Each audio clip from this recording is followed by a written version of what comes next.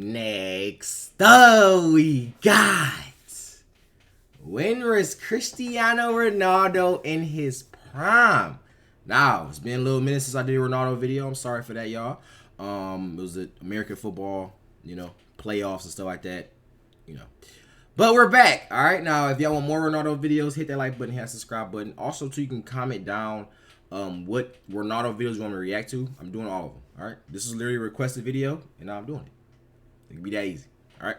So hey, I actually also been asking when was he in his prime, and y'all say he has like 10,000 primes, which is honestly insane because I've literally never heard of that in my life. How do you have multiple primes? I never heard that. So we gonna see. Or if he talk about all of them.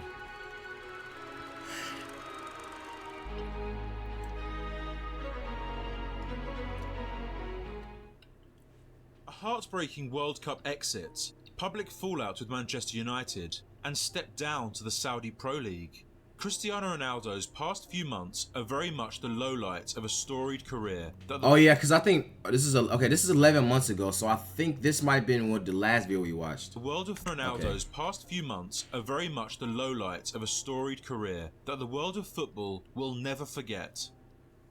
2 decades in the spotlight, the man who came from the humble beginnings of young Ronaldo went on to become a luminary for millions across the globe, dominating the highest stage alongside his amicable adversary Lionel Messi. Maybe the game's ultimate megastar, the Portuguese forward amassed unfathomable fame and fortune, reaching the peak of celebrity, but it's never led him astray, always preaching the good word of hard work with a relentless dedication to his craft. Much like Pele, who went to New York for his last 2 playing years, CR7's recent agreement with Al-Nassr suggests his time on the pitch is drawing to a close, as the European demand for the 38-year-old has hit an all-time low. Currently midway through his 21st league campaign, he is best known for his trophy-laden seasons in England and Spain. But where and when did he play his best football?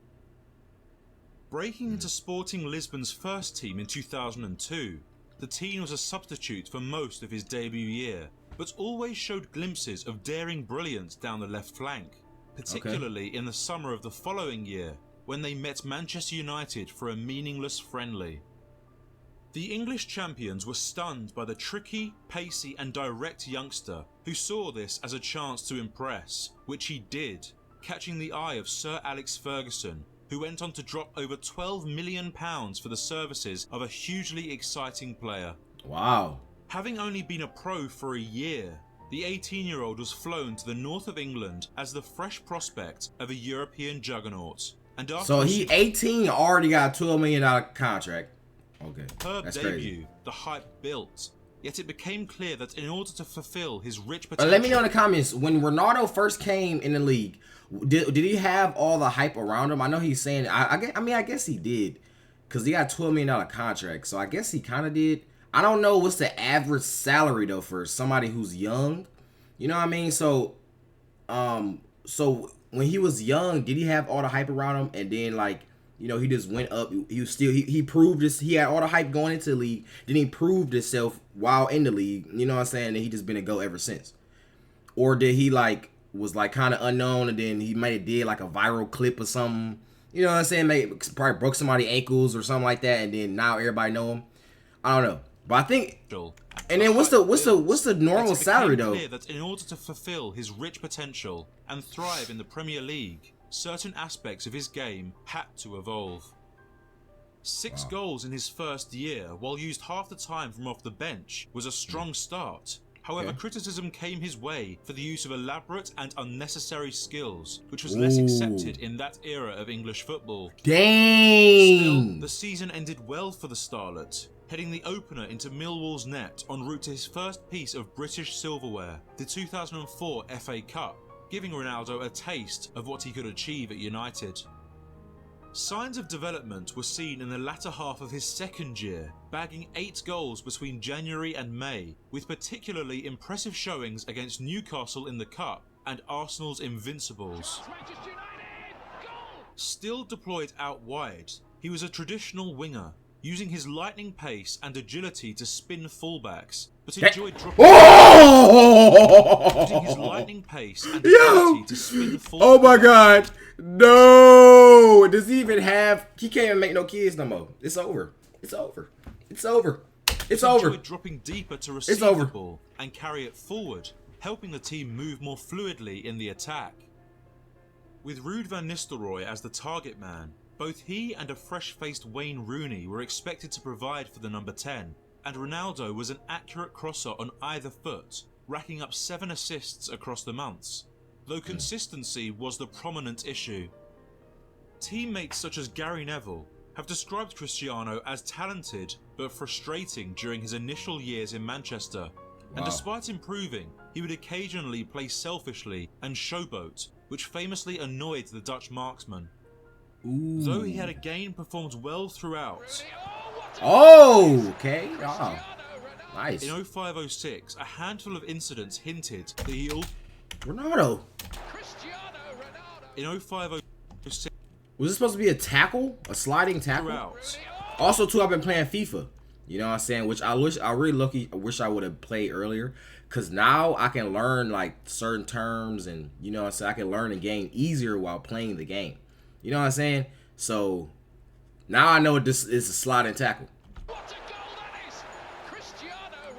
In 05-06, a handful of incidents hinted that he also needed to mature, especially in that summer when featuring in his first World Cup. Ronaldo was a menace?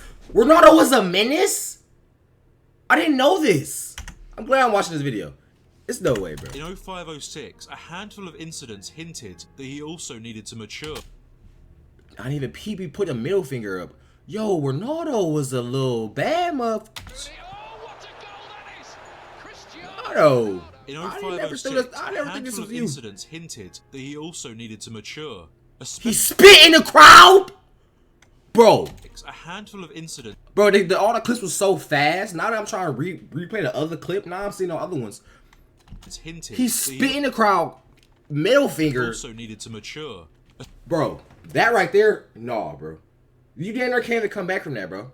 You spit in somebody's face, bro. It's no way. It's literally no way. It's no way. It's no way, bro. It's no way, bro. Oh my god. In 05-06, a handful of incidents. I did not know this was Ronaldo, y'all. He also needed to mature, especially in that summer when featuring in his first World Cup. Now that don't even look like his. I was trying to get this clip, but this clip don't even mean nothing. He didn't do so much other stuff. This is like to mature, this is nothing. In that summer when featuring in his first World Cup. While facing the 3 Lions in the knockouts, Ronaldo had prompted the referee to send off Rooney, causing English uproar. He just winked there. And upon the number 7's return to Old Trafford, he faced a chorus of boos. And ironically, it was in this season when the winger found his best form yet, thanks to René Mullensteen's inspired coaching. During a sabbatical-like isolated training period, the Dutchman had Cristiano's entire focus, so that through unique drills, the Portuguese troublemaker could become more practical. So as a result of Mullensteen's 2 cents, Ronaldo returned to the pitch more concerned with the quantity of his goals than the quality, and therefore he became a better teammate, passing more frequently and running off the ball more cleverly. Okay. Instead so it's kind of crazy to see that Ronaldo actually was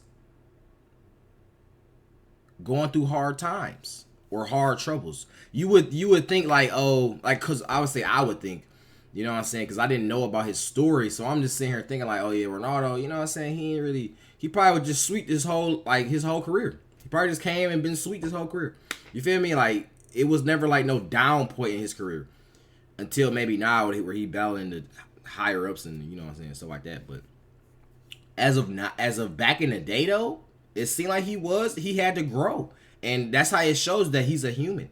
You know what I'm saying? So he literally start off as almost the bad guy, and now he's most loved.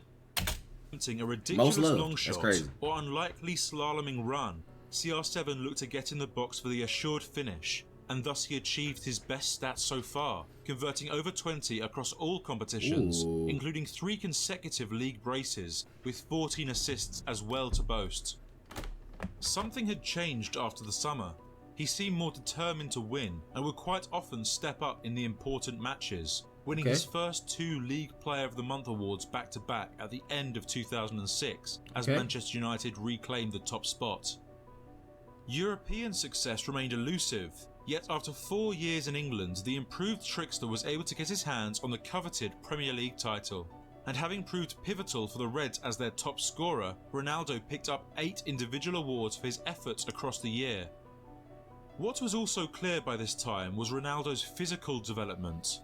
Arriving in 03 a wiry speedster, he was now a muscular athlete with strong running legs, broader shoulders to hold off opponents, and a significantly improved jump. Oh yeah, the head kick. 6'1". Irrepressible in this period, he and United's coaches had formulated a supreme specimen whose physique and goal-scoring aptitude was wasted in the midfield. And therefore, Ferguson combined Rooney, Ronaldo, and their new arrival Carlos Tevez to form one of the division's most lethal front lines. The trio were breathtaking at times during the 07-08 season, remarkably skillful, while also aggressive and tenacious, thriving on the counter-attack due to their pace and understanding. Rooney and Tevez would interchange positionally throughout matches. Yo, these passing? Yo, hold on. I'm seeing some great passes. Like, we can't just go past this. Rooney and Tevez would interchange and he passed it back that way? That's hard. And helped out defensively, allowing the more centralised number 7 to stay high, as he was the danger man, able to win a game on his own. The Scots' focus on Ronaldo was rewarded, as he produced an amazing output of 31 goals in the BPL.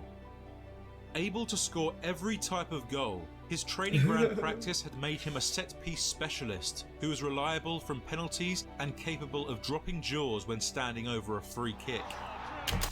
Dropping what? From penalties and capable of dropping jaws when... Dropping draws? Nah, I ain't gonna lie. He do be dropping draws, though. I feel like, honestly, every girl that watched Ronaldo, you know what I'm saying, most of them, you know what I'm saying, they dropping their draws. When they see him score, they're dropping their draws. They probably throwing their panties in the field. Oh my God, Ronaldo! Oh my God! You know what I'm saying? So I agree, actually. So standing over a free kick. I agree. Pursued by Chelsea relentlessly throughout the season, it was a 2-point surplus that separated them as United went back to... Yo, where did Ronaldo go? Why did he jump on him? He just disappeared. It was a 2-point surplus that separated them as United went back to back. But their battle with the Blues wasn't over, because in Moscow, the teams would meet again for the first ever all-English Champions League final. Cristiano's domestic form had bled across into Europe, bagging 7 goals on the road to Russia, often in the centre-forward role, and back on the wing for the final, he stole the advantage. Head kick, yay! Penalties were left to separate them, and it looked dire when he missed United's third. But Terry's infamous slip and Van der Sar's decisive save put Man U back on the throne of the continent, handing Ronaldo the final club trophy he was missing. Oh, so I got a question. Now, I know I'm new. You know what I'm saying? I'm new to football, so y'all gotta be patient. Y'all gotta be, you know what I'm saying, patient with me. So I'm saying it's a rainy game. Does the rainy games even matter? I mean, because it's not like, it's like American football is a rainy game. You got to catch the ball. It's easier to drop it. But if it's on your feet, you know what I'm saying? It might be a little slippery because, like I said, he slipped. Infamous slip. Like he slipped. Van der Sar's decisive so it might be save. the ground. I think the ground might be slippery, but it's still not hard. Is it? Like, let me know in the comments, y'all. Is it hard to control the ball still? Yeah, like dribble. Is it hard to dribble? Man U back on the throne of the continent, handing Ronaldo the final club trophy he was missing. Okay. It had been a tense end to an elite campaign of a star-studded team. Maybe United's greatest side to date, with world-class players sprinkled throughout the 11. Picking up the European Golden Shoe for scoring 42 goals, the most across all major leagues, and labelled the player of the season for both the Prem and UCL. It's crazy how he was going. He was like a trailmaker, and then that one thing changed his life, and now he went from like, ooh, and that's exactly how y'all could be in real life. You know what I'm saying? Or I said real life, but that's exactly how y'all could be. You know what I'm saying? So don't think that just because you're might be in a bad point in your life right now, you can always go up. It might be that one thing. That one thing. quite simply the best player on the planet. Never give up. Certified in December 2008, receiving the most votes for FIFA's Ballon d'Or and World Player of the Year awards. Into 2008-09, he underwent ankle surgery, leaving him out of action for over 2 months before picking up where he left off, brushing teams aside in devastating fashion as the champions retained the title once more, a three-peat. Looking to also make it a UCL double, Ronaldo was critical to United's European run, striking the tiebreaker past his former adversary Porto and claiming the Puskas Award in the process. His double in their triumph over Arsenal guided the Reds through to the final yet again, where he met Guardiola's Barcelona and their special number 10, whose lobbing header sealed the deal for the Catalans, kicking off their rivalry. Having established himself amongst the elite with 145 goals and 9 trophies from 6 seasons in England, Ronaldo was ready for a move, answering the calls of President Florentino Perez, who set a world record transfer fee in the summer of 2009, with €94 million to make him a frontman of Real's second Galacticos. Sporting the 9 in the famed white shirt, he and Kaká shared the immeasurable hype surrounding the Bernabeu by the season's start, but Ronaldo was the one to make an instant impact by converting 5 goals from the opening 4 La Liga matches and burying braces in the first 2 UCL games, flourishing under the pressure. Manuel Pellegrini favoured Cristiano as a striker into the new year, restricting his freedom but boosting his chances, and the forward added 19 to his scoring tally after Christmas. The contest ended in favour of the Blaugrana, leaving Los Blancos trophyless despite the excessive expenditure. Fellow countryman Jose Mourinho stepped in for the Chilean, and club legend Raúl retired, handing Ronaldo the 7, which reinvigorated him as he embarked on his most prolific year yet, netting 40 times in the league to win the Spanish Pichichi Award and Golden Shoe again, with 53 across all competitions. For the second year in a row, Real were the highest scoring team in La Liga, yet a constant thorn in their side, Barcelona pillaged the title and barged them out of Europe, leaving Madrid with the 2011 Copa del Rey, in which CR7 headed home the winner. Great cross header, goal! Cristiano Ronaldo! Adding the first Spanish silverware to his cabinet.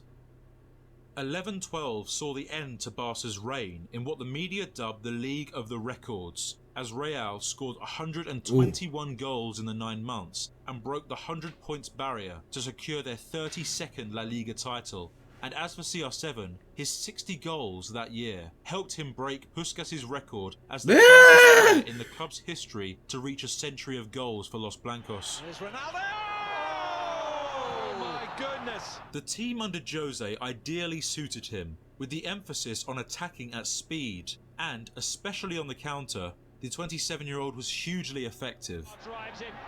Nice passes, great passes. When another personally superb but collectively lackluster year for the club came to an end, Carlo Ancelotti took his first steps in Spain, ready to build his team around the master marksman, who had illustrated under Mourinho that he could achieve the top stats even from out wide.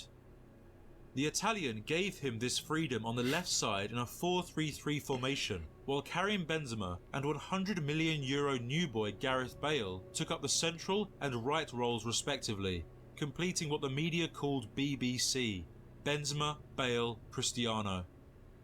In the same vein as his Manchester partnership, the trio proved their worth, accumulating 97 goals in 13-14 as Real fought on all 3 fronts for the continental. 7 goals in 13-14 as Real fought on all 3 fronts for the continental treble.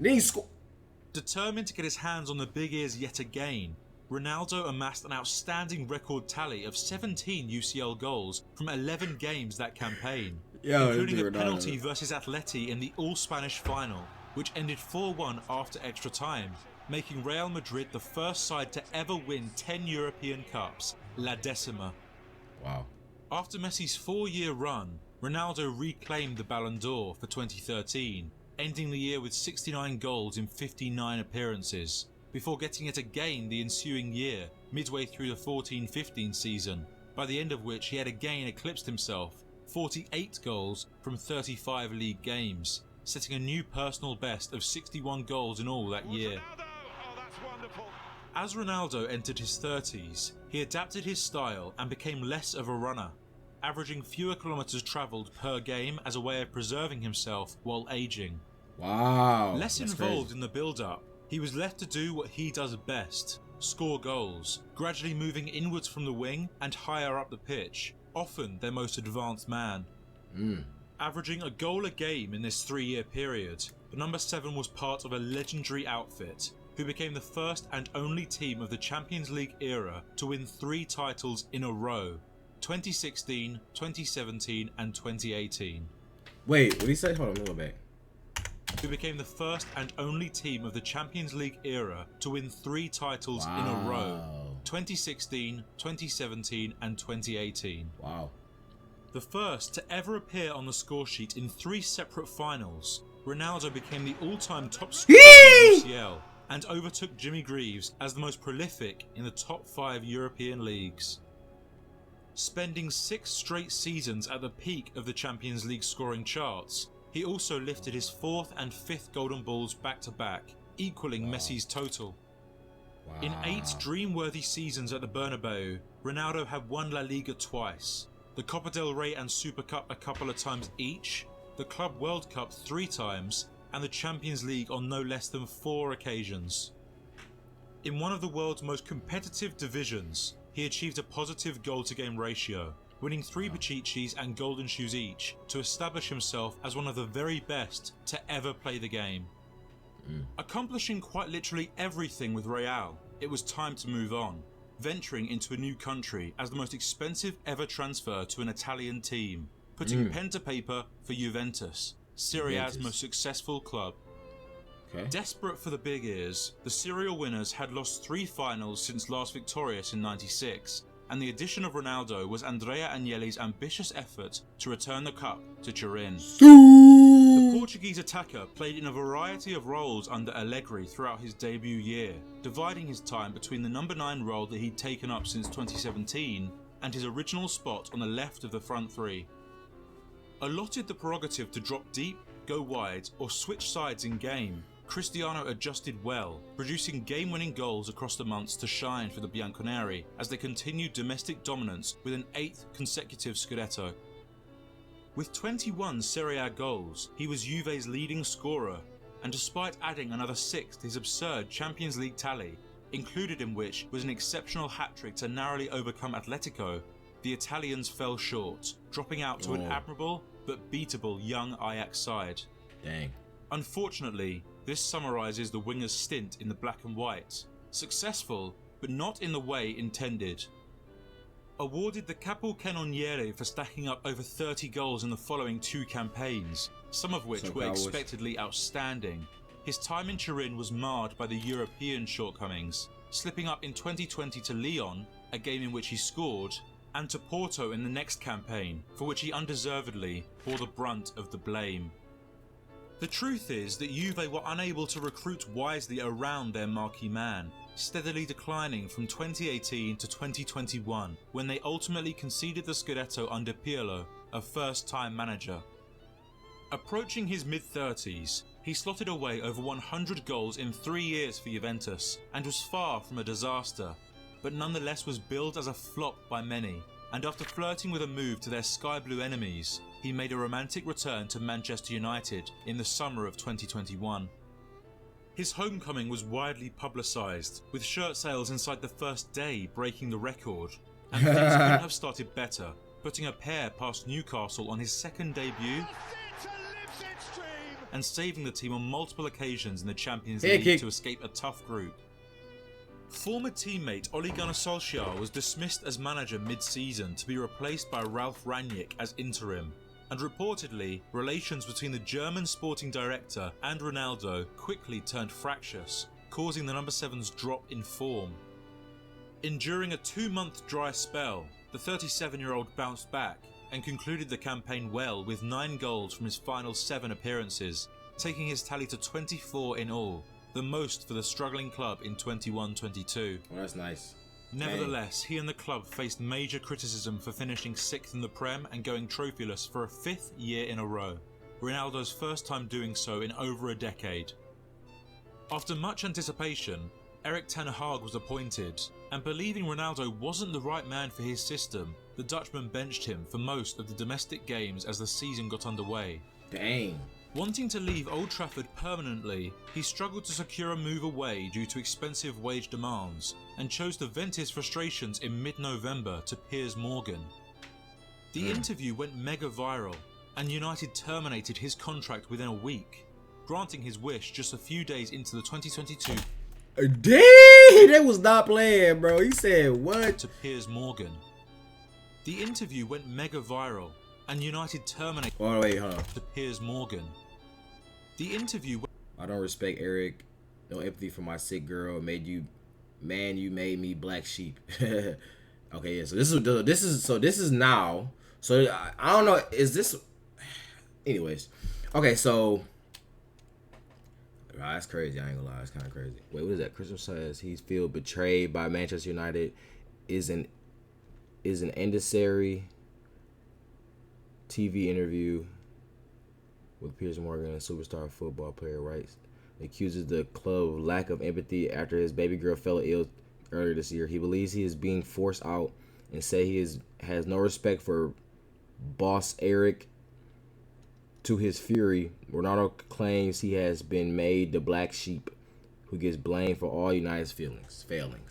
Dang, that's crazy. Y'all agree with this chat? I think I agree too, though. I ain't gonna lie.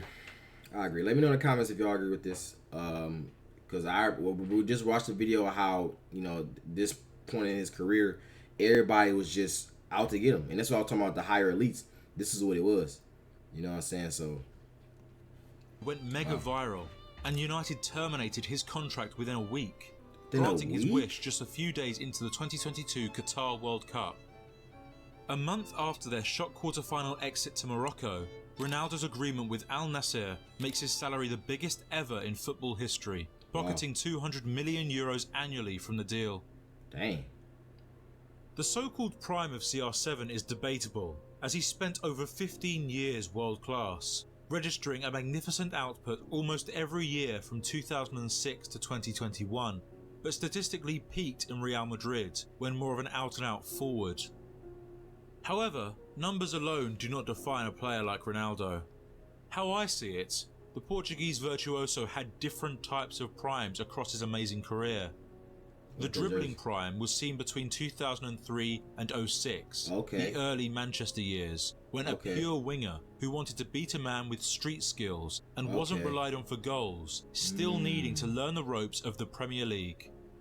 Next, from 2007 to 2016, came the complete attacker prime, developing from a selfish showboater to an all-rounder. So I wonder. So it's kind of crazy though, because it makes sense. It actually makes sense, yo. I'm not gonna lie, because if you take it into like basketball, American basketball form, it's like somebody, if you can know how to dribble. Like say you practice every day outside. You practice every day learning how to dribble. Then you play a real organized game for the first time, and all you want to do is show off your dribbles. Oh yeah. But you know what I'm saying? That's not helping you score. It's not helping you win the game. Like, this is a team game, buddy. We don't need this showboating. And that's what he's saying. He was showboating and do a whole bunch of extra stuff. Like, that's crazy. Wow. So then, this is when he actually turned to a team player. Attacker prime, developing from a selfish showboater to an all-rounder in the final third, who was more obsessed with his stats than anything else, making him a serial winner in England and then Spain. Transformed into a goal-scoring machine, he excelled as an inverted left winger under Mourinho and Ancelotti, demolishing teams on his own week in, week out. Driven on by Messi, this was Ronaldo at his most entertaining, still a swift dribbler with the skills of his younger self, but more clinical as the stats show. Yeah, that's what I'm saying, because it's which one y'all rather want? Y'all want somebody who to just dribble all day and don't score? Or do you want somebody who to dribble to get open and then score? That's what make it sweet. And especially when they running down and they have to do certain things because he's trying to get close to the goal and he might pass to his teammate pass it back. You know what I'm saying? Then he scored. Like it just looks better because now you're winning games doing it. You're winning games. Most recent was his poaching prime, witnessed in the latter couple of Madrid years and Juventus seasons. In Zidane's team, the number 7 was the planet's best box player, improving his positional sense and link-up play as a central striker. Yet it's subjective. Seeing him spam the stepovers, making the Premier League his personal playground, or breaking every imaginable Real record as the star of the Bernabeu, Cristiano Ronaldo has been a step above whenever or wherever he trod on the pitch, and is one of the few to have etched his name permanently in the history book of the beautiful game. Dang, that's crazy. What was your favourite era of CR7? Please like and subscribe. Let me know in the comments, man. Also, too, if y'all want a Messi video, I got y'all. I love y'all. We out.